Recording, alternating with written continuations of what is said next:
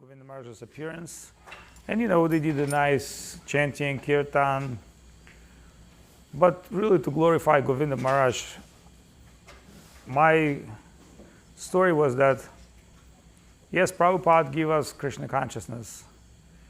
And Govinda Maharaj 24 times traveled all over the world with his big heart, embracing heart.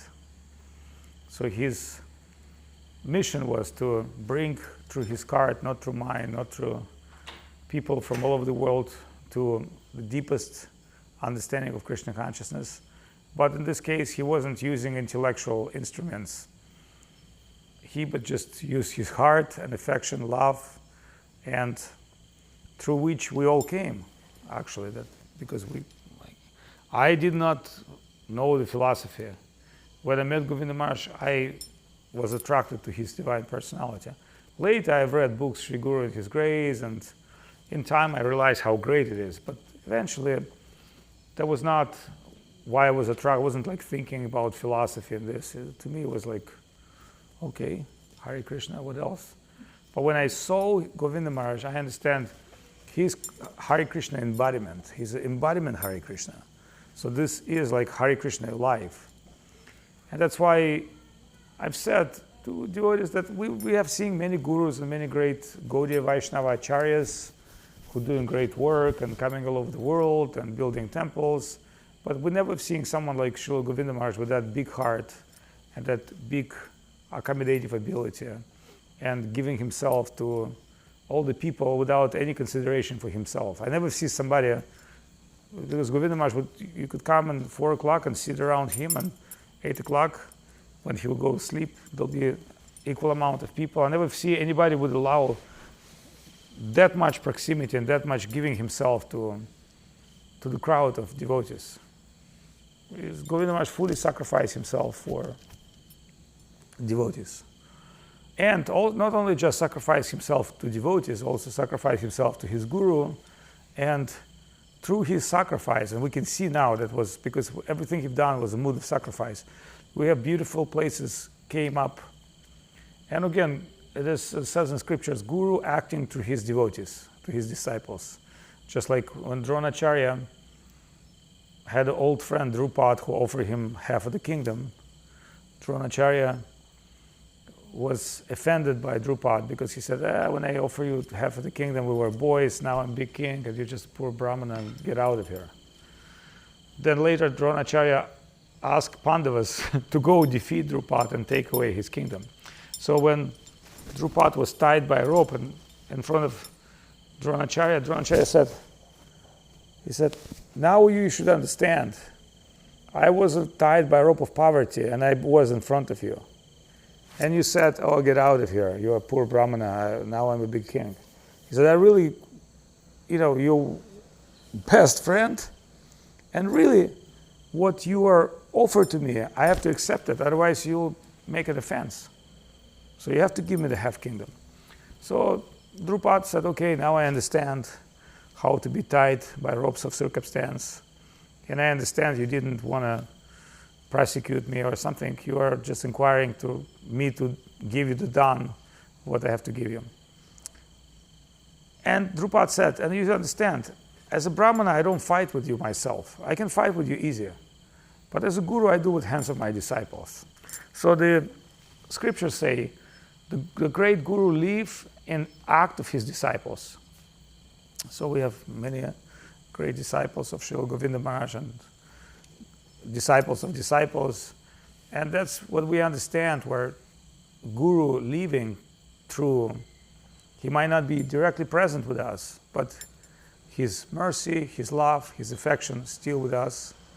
And that mercy, love, and affection, that's something, if we lose that, we have nothing. Still really, they're different type of people. How do we tie it all together? Just by grace of Srila Govinda Maharaj. And if we forget that, that will be leading of destruction of our mission. Because now everybody's guru, but my answer is this. No one ever equal to Govinda Maharaj. And my personal thinking is, I'm not acting as a guru. I'm acting as a liaison, as a connector. Whoever I'm bringing to Govinda, not to myself. I don't have any qualities. but to Govinda Maharaj's family, then I can understand. This is one divine family of disciples, and there might be, different people giving initiation, different people connecting, which is we're respecting everybody connecting us, like senior devotees that connecting us, like in time of Srila Govinda Maharaj, Bhakti Lalita preached to many, and some of them said, hey, we want to take initiation from you, or we want to be connected with you, because she were an active preacher. Right now she's not a very active preacher, she preached, but her young days, she's still young, but what I'm saying, so all the certain days, because Govinda Maharaj would have many things to do, she would write all his letters, so then she learned way of his think. So if I need to say, how would Govinda Maharaj would write a letter to the situation, probably she can write what Govinda Maharaj would want. And she would come to certain people, especially Indian people, because Govinda Maharaj was visited by some dignity people and high-class people. And Govinda Maharaj not really neglect high-class people, but his all real disciples were low-class people like us. Then somebody had to deal with high-class Indian people, so Bhakti Lalita would come and talking to them and giving them some, and they would be very impressed by her. They would be super impressed by her, but really she would never thinking, oh, like I'm big guru, like she would never do this. She said, my Gurudev sent me like the king representative to represent the king. Just what Yamuna Acharya did when the great Pandit, he inquired tax from everybody.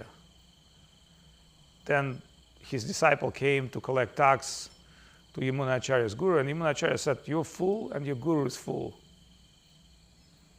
He said, you don't even understand who my guru is, and you're stupid, you're coming to collect tax from a great devotee. You're so ignorant. And your guru is ignorant because he sent you to do that. It's just an act of double ignorance. Because if an ignorant disciple, he represents ignorant guru. So that disciple was like, oh my God, what are you talking? He said, just go to king and tell, I'm challenging your guru. And Yamuna Acharya at that time was 12 years. So this guy was like shocked. He went and he told to the king, and like this boy challenging. Not only his guru doesn't pay, this boy said, for my guru, I will kick your guru ass and show that your guru is like, because my guru is so high, he doesn't even have to talk to you. I will do it. I will defeat you. Then the king said, like, it's insane.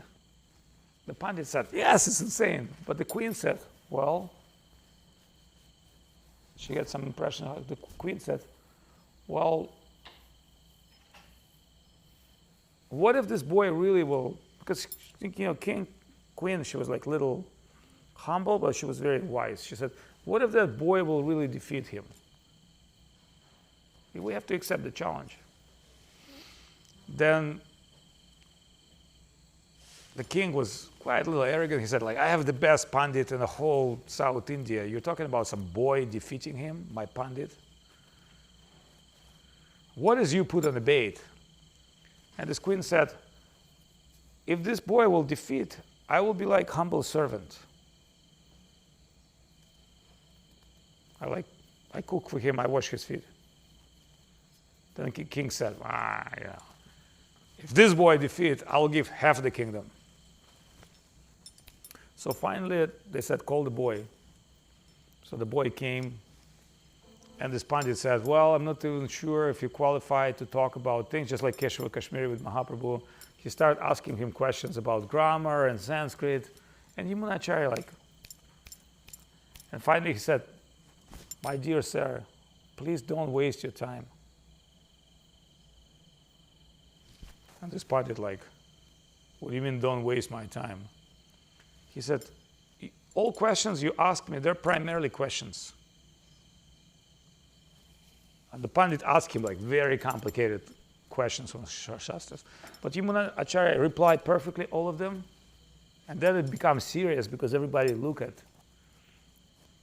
this boy and the queen. She was like, oh my God, I think I'm on the winning side. Then this boy said, you have anything else to ask me?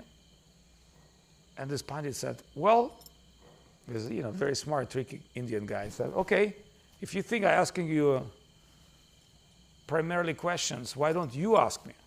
It's your time.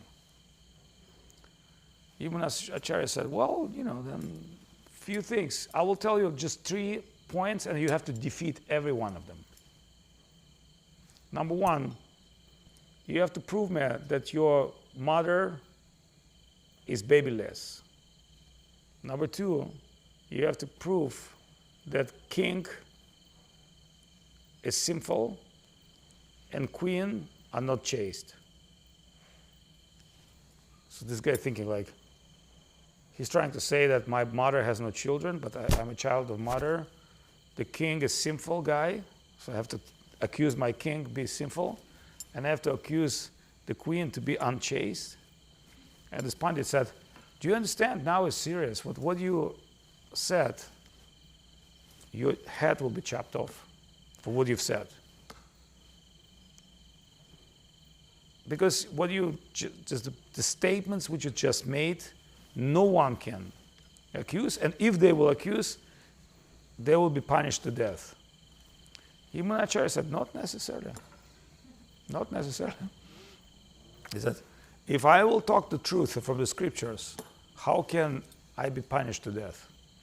All right, number 1, from what I heard, you're only one son of your mother. You have no other brothers. Here's the scripture that says women that produce only one son can be treated as sonless. Number 1. Number 2, king is not chaste, sinful, because king is carrying 25% of sins of his citizens and 25% of the good deeds. So second time is like, well, even the king is perfect, but still 25% of sinful reaction and good reaction he has to accept. So that's his position. The third one about chaste wife, in the Shastra it says king represents certain demigods like Indra, Varuna, Kuvera, etc. So by engaging with the king, she's become wife of 5 other demigods. How she can be chaste? And everybody like, see, because he perfectly answered things. He did not destroy a king position. In fact, he's showing. Then king said, well, you are very, very good man. I'm giving you half of the kingdom and I'll be your subordinate king because you're such a intelligent man. And so Acharya ruled his kingdom for a long time, but at that time he forgot about Krishna consciousness a little bit. Then his grandfather Natha Muni had one disciple who was sannyasi, and before he's going to Vaikuntha he said, I want you to come to my grandson and put him back on spiritual track. So that sannyasi thought, how can I make this boy who become a king, the big king, because he conquered many land, back to spiritual track? Then he see that even big lion to see the king, you can't just see the king. So he took one shock, one type of green shock, which is very good for brain, and start giving to the cook, bringing that rare herb to the cook, and tell, cook this for king, it will get his brain very sharp. And cook knew power of that herb, and he knew that herb is very difficult to collect. So finally, every day he's giving the king herb, but one day the sadhu does not come. Then the king asked him, where's that herb you give me, which make my brain very sharp? He said, well, I'm getting it from supply from this sadhu from mountains, very rare, only wild, and today he didn't came. Then the king said, immediately I want to see this sadhu, because what is his purpose? He said, he's not charging me any money, he's just telling about you. And he always telling this king for the brain, this herb for the brain, for the mind of the king. then Yamunacharya thinking like, hey, so many servants I have, everybody I pay. This guy is like bringing me something very rare for free. I have to see what is him. So finally, the sadhu sannyasi see him and say, I'm actually a disciple of your grandfather, and I have a huge treasure for you. And Yamunacharya is very happy. Oh, my grandfather passed away. Oh, he kept me treasure. I need the treasure because I want to expand my kingdom. He said, but you can only go there alone. You cannot take army. You and I, you dress like sadhu, and you and I dress because we have to sneak, and that treasure is very special. So Yamunacharya told his bodyguard and people, okay, I'm going with the sadhu. So as they're going towards the treasure, on 3 days, the sadhu constantly speaking Bhagavad Gita. At certain point, Yamunacharya started crying. When you say man mana bhava mad bhakto, And he said like, I forgot Krishna consciousness. Just become a king, become worldly man with power and money and many wives. And I forgot everything. And he said, yes, but his grandfather, before going to Vaikuntha, is a great Rishi and Muni, want to liberate you. So then he said, let me take you to temple. And he's showing you Lord Ranganath. So when we were very accidentally, I had to meet somebody, and they told me, meet us and Ranganath. And the place, I forgot, not Titukuri, some other place of town. I didn't even know this Sri Rangan temple. So I fly there. And as I'm flying, I'm realizing I'm flying to Sri Ranganath. Not only we're flying to Sri Ranganath, I'm meeting there Gaudiya Math Pujari Pradyumna, and I'm meeting Balaji main Pujari. And these devotees, through my friend, they're admitting us to direct darshan of Lord Ranganath inside temple room. It was very special darshan, and they're showing with the fire feet of the Lord. And then they give us the special darshan of Ramanuja Acharya, who's a descendant of Yamuna Acharya. And his body is there for 1,000 years, covered by sandal paste. So his original body covered by sandal paste. Haribo. See, that's why, otherwise why I'm talking about. Talking about this. Yes. So Ramanuja Acharya is someone who lived 120 years and performed some incredible pastimes.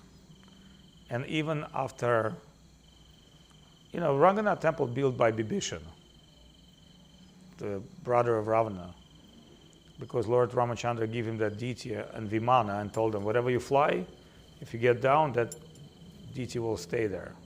So that temple is like hundreds of thousands of years.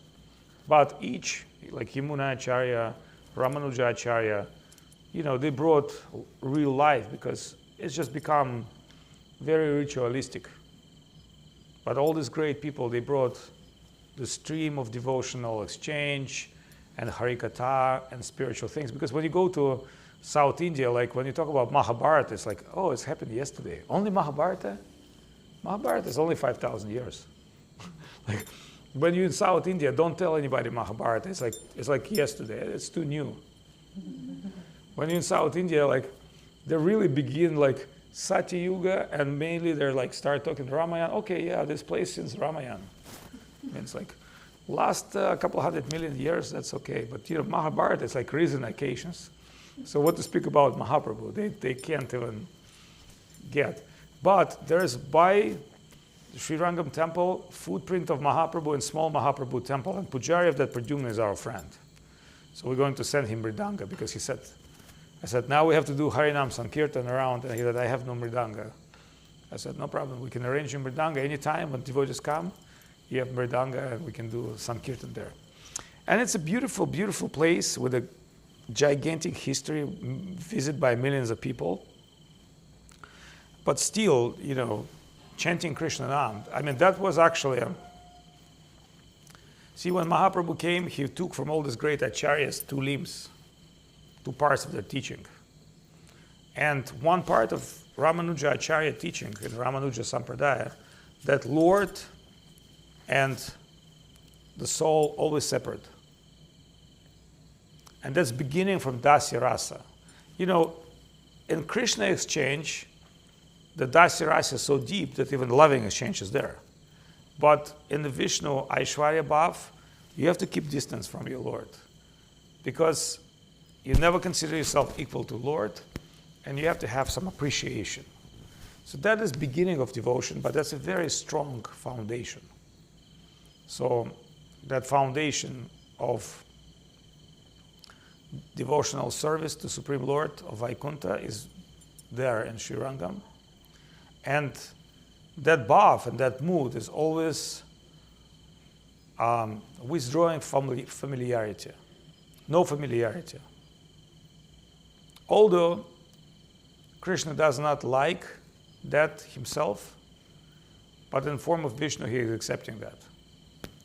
When Krishna showed Arjuna universal form, Arjuna was very scared and he said to Krishna, "I'm sorry, I call you friend, hey Yadava, hey, hello, I make joke with you." Krishna said, But in Chaitanya Charitamrita, Krishna Das Kaviraj say what Krishna say, when people pray to me, it's good for them. Like, I'm praying Vishnu Sahasranam. It's good for you. So one of our friends, Hem, Brahmana from Dvaraka, is a really beautiful guy, has beautiful features, and we become really good friends. When he would see me coming to Gomati temple, he has pujari of several ancient temples, because they're a Brahmana community. You see, he would stay with just throw tulasi to feet of Vishnu, Krishna, and chant Vishnu Sahasranam, for 1 hour. With just thousands of names of Vishnu. He's just throwing tulasi and chanting, And it's on Instagram, so you would stay here and think all these names of Lord, all these names are unique. But what Krishna say in Chaitanya Charitamrita, although where this very confidential, very deep expression is there, I really like when Gopi is chastising me. See, Krishna say, well, this rishis and munis is good for them. Can we praise you, Vishnu? Say, yeah, good for you. But what is good for you, Krishna? He said, when Gopi chastising me, that is good for me. I really like when Gopis are talking bad about me. And when Gopi try to capture Krishna, Krishna run from them. Sometimes he become Narayan. And they think, oh, there's Narayan, let's go pray for Krishna. And then Narayan cannot keep 4 hands. So this Balaji temple, I say, how do we see him? I say, the high devotees see him as a Krishna, not as a Balaji. Not as a Rangaji. Because they said, on his belly he has robe from Mata Yashoda. Do you understand what it is? He appeared to be Vishnu for those who have some general appreciation. But those who come inside, they know it's Krishna's hiding in his form. So that's kind of outstanding. Because although it's Lord Vishnu, in other words, with a great position and great opulence, but devotees know, no, it's Krishna's hiding. When you go to Dvaraka temple, you'll see he has club and some paraphernalia, but it's Krishna. Just hiding as Vasudeva. Not really. So what you see is what you feel. It's two different things. So if you have that mood of devotion, you'll see Krishna everywhere. When you see Krishna everywhere, even in the great deities of Jagannath, when you see Jagannath, how does it look like Krishna? But it's Krishna. When you see in Kerala, Guru Vayur, that's actually an interesting story. One time I went to Guru Vayur, and they don't allow any white people there. So one time I just came to pray for the door, and they allowed me. So when I had the darshan, I come back, I came next day, and I said, can I come? They said, not allowed. I said, I was there. They said, not possible. Even Indira Gandhi was not allowed here. Then I understand, okay, all right. Then I understand, no, it's like, I don't want to insist by the door. I pray like a dog from the, like Ketu or, like, but one time even Ketu can come to Krishna. Krishna's will. Then I understand, if Krishna's will, you can see Krishna. If Krishna's not will, what you will see. So that deity of Vishnu has been given to Vasudev, to father. Krishna has two fathers. One is Nanda and Yashoda, and one is Devaki and Vasudev. So when Krishna got married, his father told him, no, you're not covered boy. Actually, you don't know, I'm your father. You're born here in Mathura, you're king. You're from the king family. So you go to the kingdom and, like Indian parents, I like you to get married or to get a job. Krishna's like, can I marry, father, can I marry 16,000 times? What are you talking about, Govinda? You cannot do that. But what if I can? Whatever you can, you do. But you have to get married because, Indian system is like, you have to get married, you have to produce children, you have to, it's Indian thing. So they're very, very unhappy if you don't do that. You have to get married. Then he said, Father, how can I keep Krishna conscious by being married? I'm giving you my Murti of Vishnu, you worship Vishnu. So his father giving him Vishnu to worship, and Krishna every day worship that Vishnu. So that Vishnu is in Guruvayur. So Gopi asking, how is that you manage? You sleep in Dvaraka, but every night you're in Vrindavan. Remember, Krishna going to bed with his wife in Dvaraka. And sometimes in the bed, he, in sleep, he's like, you're sleeping with somebody, he put hand and he tell her, like, oh, he's not quoting her name, he's quoting Gopi name. Like, oh, Radharani or Lalita or this. And like, the wife like, what? And he's like, and then he started quoting names of cows. Because Krishna also have cows. And the wife wake up and like, so how was it? Like, I think my husband, Krishna, a little sick. What happened? At nighttime, he called me cow. Then he called me some other women name. I don't know what's wrong with him. He's like, getting a little, because he doesn't realize me. So Krishna goes sleep Dvaraka, wake up in Vrindavan. Has his pastimes and coming back to Dvaraka. Every time. So what they say, how is it possible? They say, by worshiping Vishnu. In other words, Krishna say, by worshiping God, Sach Put Milega, everything's possible. So, but you understand, it's a very tricky thing. So Krishna worshiping his own picture in four-headed form. And he's saying, the only reason I'm doing this, that I get the blessing to be connected with Vrishbasis. That's my fortune. And gopis, they're worshipping four-headed Narayana. What is their purpose? Is to be connected with Krishna. So these are all very confidential, very sweet pastimes, which not described casually in a very common way, and not being provided to anyone and everyone without deep appreciation and understanding. Hence the wealth of our sampradaya, Krishna consciousness, mood of Vrindavan. And so other days I will continue speaking today. I think we don't want to go very long. But we had an amazing journey towards Dvaraka, Revata mountain, Prabhasa Kshetra, place where Krishna were killed, place when Krishna left the world, place where Krishna enjoyed on the mountain of Revata and Revati did her austerities, the cave where Krishna fight with Jambavan over the Syamantaka and where he got Jambavani his wife, Prabhasa Kshetra, Pindara Kshetra, Gopitala, many, many holy places. And so now we have the whole road. Now we can understand how to get there, how to pilgrim there, where to stay, what to do. And also I think this place is very special. Like special Krishna disappearance place. Very sad place. But some beautiful vibe. And actually, I discovered the place where Krishna was cremated, burned. Because I said, where is the place where Krishna was burned? They said, we don't know.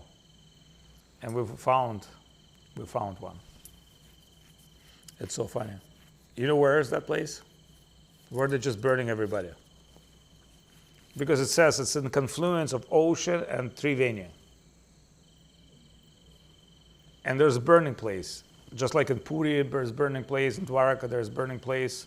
And I said, what is the burning place? They said, since memorial, we're burning everybody here. I said, that's the place. I understand. Okay. Because we came to that place and had a special vibe. Then I'm thinking, okay, in India, if they're burning somebody here, they'll do it for years. So it was very Krishna conscious. But in order to appreciate this, I'm only started appreciating this now by talking to you. See, because inside you cannot really conceive emotions until you start speaking about that. You have to speak out. So there'll be time when it will come out. Because when you just go the pilgrimage and you're collecting all the experience, it doesn't work the way you think. It's actually excitement. But only when every evening we would sit down with devotees and start speaking about this. And Maya put like little write-up inside our app. And remember, before we go there, we also read the scriptures. So we know what to ask. So everything we're talking about, when we come to pilgrimage, it starts making sense. Okay, now I understand this place. Okay, now. Because it just make your inner picture strong and confident. It's all about faith. It's not just like, you're not showing like, okay, this stone Krishna, it doesn't work like this. It's not a physical thing. It's about appreciation, meditation, and fortune. Like I didn't thought I'm going to Sri Rangam. It wasn't like my plan. But then only after visiting Sri Rangam, I understand why. I'm not telling right now. Otherwise, like, why I have to be in Sri Rangam? It's not part of tour, but I understand why. Because next part of our dome show is Vaikunta. You want to do Vaikunta, you have to visit Vaikunta. So Sri Rangam is Vaikunta. So, do you understand? So now I understand about Vaikunta a lot more. Because I visit Vaikunta, then you can understand.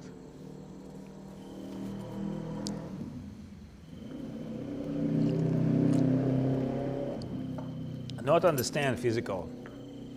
Just understand that you have to, everything comes through blessing. Nothing comes from objective mind on skills. Spiritual things doesn't work this way. It's not like you're doing something, and no, you're doing something, you please Guru, Vaishnava, Krishna, and then through that, some power will come to you. It's not like direct, never direct. It's always sight. So then it's not like, oh, I see Vishnu, now I understand. It's kind of a blessing which is coming through certain current because I thought of Vaikunta. I thought of Vaikunta and now I understand how to make it more clear. Because if somebody tell me, show me Vaikunta, you have to show many things. Vaikunta is unlimited. But how you show that, that is another story.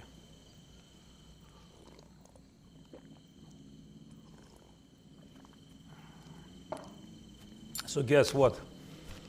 So we went to Sri Rangam to see the Ramanuja and to see Vishnu. But we really end up on the cow Goshala. Before we did movie about cows for Dvaraka. And local Brahmanas really, really like that. They really like us. Because cows get killed, dogs eat cows. There are several goshalas, but there's still like many, many cows. And Dvaraka is a place of Krishna. So they're trying to protect cows. So we made a film, a little bit that they can show to people why. But even myself, I never knew anything about cows. Just talking an hour to people, now I understand about cows more than I understand why that's important. It's really amazing. It's an amazing animals and it's an amazing way. But anyway, so that's how it works. You're doing some service, devotee is happy with you, some understanding coming to you. Nothing works as superficial. Everything has to come through media of Guru, Vaishnava, Krishna. So when we come after that cow film, then, because we had very confidential darshans, like some part of the temple you can't enter. What to speak about white people? So Pradyumna was very happy with us. He said, Maharaj, I want to take you to Goshala, because his relative working there. I say, Goshala? Okay. You see, if I would say now Goshala, I would not come and see it. But I remember Gurudev asked me several times, oh, you've been in Avadhut? I said, yes. Gurudev questioned, did you visit Goshala? I say, no. Why? And I remember 2 times he asked me, did you visit? And I never visited. This time it was mystical thing. We did the Goshala movie. Then we came to Sri Rangam. Then this guy, Pradyumna, who took us around, he said, Maharaj, I can take you to Goshala. And other time I said, well, we don't have time for Goshala, sorry. But this time I said, Goshala, because I visit Goshala. I think there must be something special there. So when he took us to Goshala, you know what he showed us? First of all, there are different types of cow belongs to Lord Rangam. Before he wakes up, he see one cow from the back. That cow, black cow with black dots and special horns. On her back, she has Goddess Lakshmi. That cow carry Goddess Lakshmi, and before he wakes up, he has to see cow with Goddess Lakshmi. Then elephant come, 3 times quote his name. Elephant has to speak his name with his horn. Then he wakes up and he starts working. What is his work? See fallen souls. Please come. And everybody come.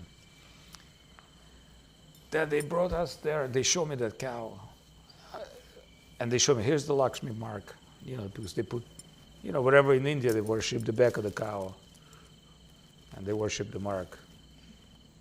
And if I would be like a stupid, ignorant, foreign person, but coming with respect and some qualified devotee, he tell you, look at this. This is herself, Ma Lakshmi. This is cow represent Dharma. And you touch. Little urine, little stool. Because it's like, so then he showed me, you see this cow like a dog, small like in Puri. I say, what is that cow? They said, I forgot, they give it. He said, this is super special kind of cow giving only milk for Rangaji. I'm like, is there any prasadam left? He said, no, it's only. He said, that milk and Panchagavi is a small cow like this. And he said, these are like a mystical cows. So he showed me there's like 7 types of different cows. And they all have like different mystic powers. And they all used in temple. And I'm like, Jyoti?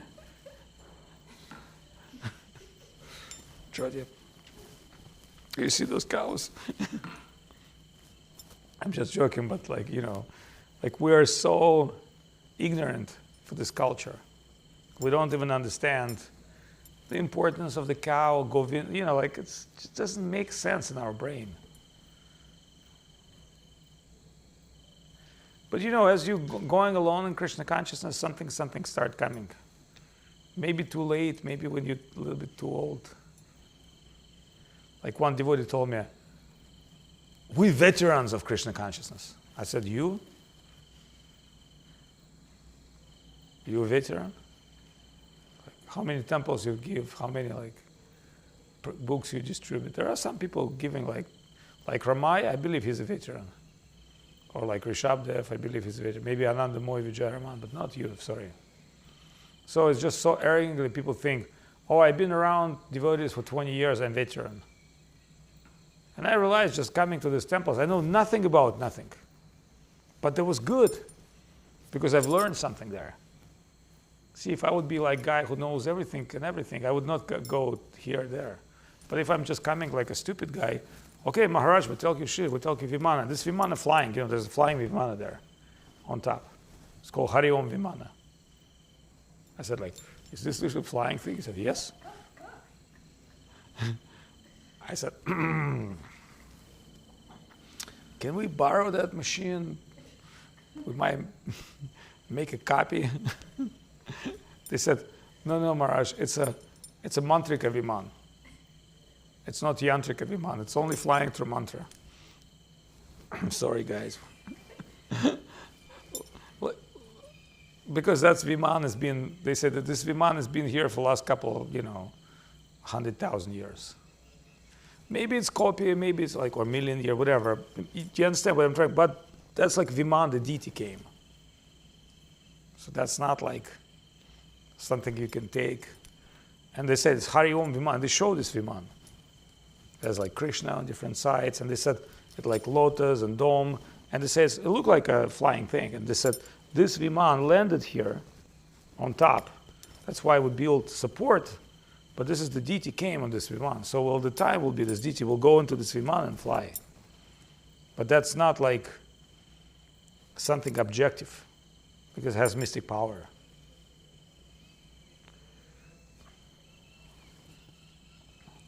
I mean, we can talk about so many things. Conspiracy, coronavirus, giants, Vimanas, mystical things. Because I have something, but I cannot speak in front of camera, You have to come up with a little something, Jai Gurudev. Hari Haraya Nama Krishna Yadavaya Namaha Yadavaya Madhavaya Keshivaya Namaha Gopal Govindaram Shimadu Sudano Giridhari Gopinath Modana Mohana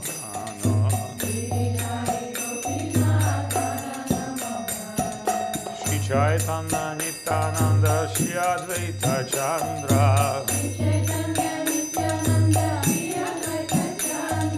Gadadhar Shivasari Gaur Bhakta Vrinda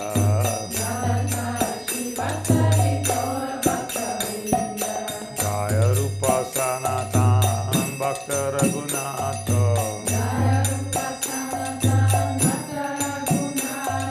Shri Jiva Gopala Bhatta Dasa Raghunatha Hey Chai Goshani Kori Charana Vandana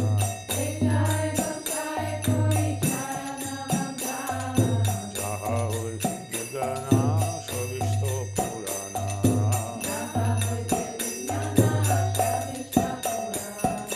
Hey Chai Goshani Jar Munitarna Dasa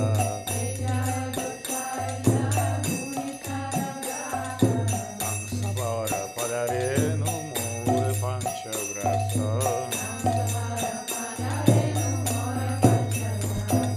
Tandero Sarana Sebe Bhakta Sone Ba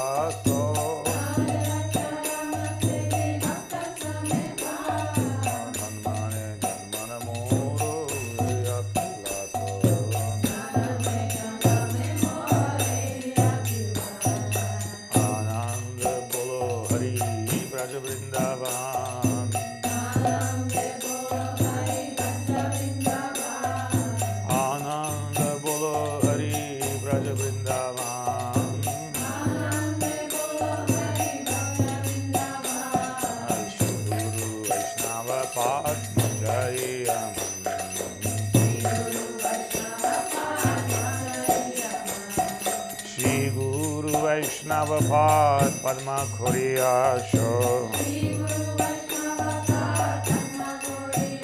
Harinam Sankirtan Kohe Narottama Daso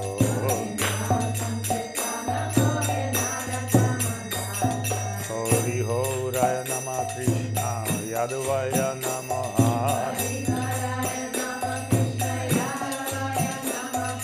Yadavaya Madhavaya Shivaya Namaha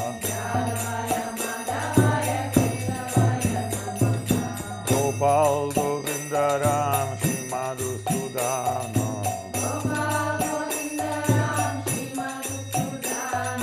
Giridhari Gopinath Morana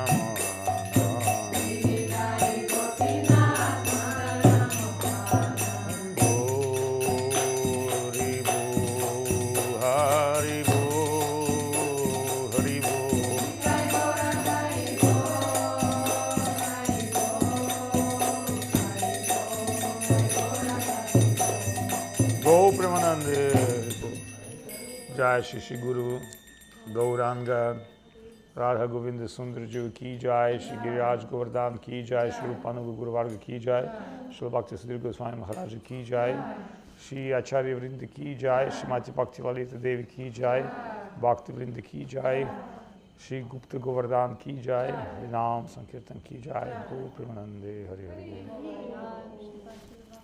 Bimal Avadhut Maharaj ki Jai.